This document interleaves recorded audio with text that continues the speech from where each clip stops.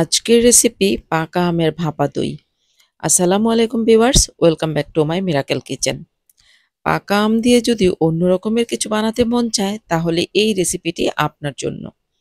আর পাকা আমের ভাপা দই খেতে অসাধারণ লাগে, বানাতে একদম খুবই কম সময় লাগে আর খুব সামান্য কিছু উপকরণ দিয়েই বানানো যায়। যে কেউ বানাতে পারবেন, ছোট বড় সবাই। খুব সহজ একটা রেসিপি।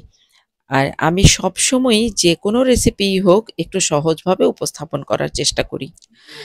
পাকা আমের ভাপা দই বানানোর জন্য আমি এখানে ২ টা পাকা আম এভাবে টুকরো, টুকরো করে কেটে নিয়েছি। আর তারপর ব্লেন্ডারের ছোট জারটা নিয়ে নিলাম। আপনারা আপনাদের পছন্দ অনুযায়ী বড় জারও নিতে পারেন। তো আমগুলো আমি ব্লেন্ডারের জারে দিয়ে দিলাম। আর তারপর ৩ টেবিল চামচ চিনি দিয়ে দিলাম। আমগুলো যেহেতু অনেক মিষ্টি সেজন্য ৩ টেবিল চামচ চিনি দিলাম। আর যদি কম মিষ্টি হয় তাহলে আরেকটু চিনি বাড়িয়ে দিতে হবে। তারপরে এটা খুব স্মুথভাবে আমি ব্লেন্ড করে নিলাম। আর একটা মিক্সিং বোল নিয়ে নিলাম। আমের পেস্টটা আমি এর মধ্যে নিয়ে নিলাম। আর এইদিকে আমি ৫০০ গ্রাম টক দই একটা স্ট্রেনারের মধ্যে সাদা কাপড় রেখে কাপড়ের উপরে পানি ঝরানোর জন্য টক দইটা রেখে দিয়েছিলাম। ২৫ থেকে ৩০ মিনিটের মধ্যে পানিটা খুব সুন্দরভাবে ঝরে গেছে। আর টক দইটা আমি আমের পেস্টের মধ্যে দিয়ে দিলাম। আর তারপর এখানে ২ টেবিল চামচ ভর্তি করে কনডেন্সড মিল্ক দিয়ে দিলাম। আর এখন এগুলো একটু চামচ দিয়ে খুব ভালোভাবে নেড়েচেড়ে মিশিয়ে নিতে হবে।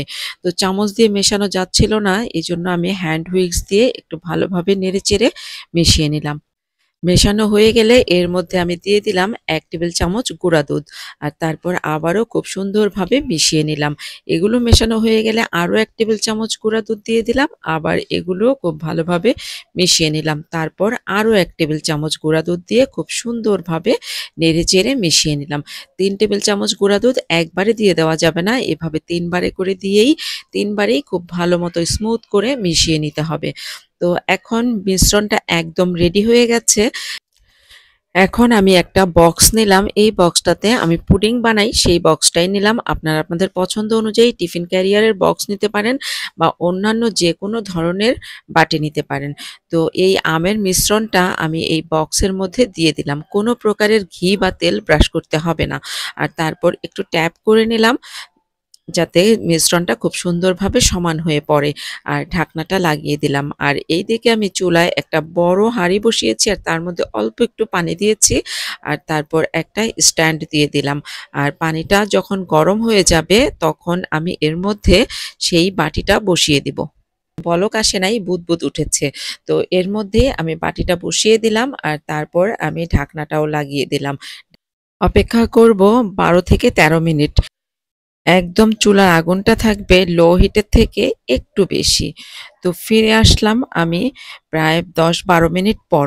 তো এর মধ্যে কিন্তু হয়ে গেছে। আমি চুলাটাও বন্ধ করে দিলাম। তো এভাবেই ঢেকে রেখে দেব আরও প্রায় ৩০ মিনিট। ৩০ মিনিট পর আমি এই বাটিটাকে নরমালভাবে ঠান্ডা করে ফ্রিজে রেখেছিলাম আরও ১ ঘন্টা। ১ ঘন্টা পর আমি এটা নামিয়ে নিয়ে আসলাম। এটা খুব সুন্দরভাবে জমে গেছে। এই তো আমি বাটিতেও নিয়ে নিলাম। একদমই দই হয়েছে কিন্তু।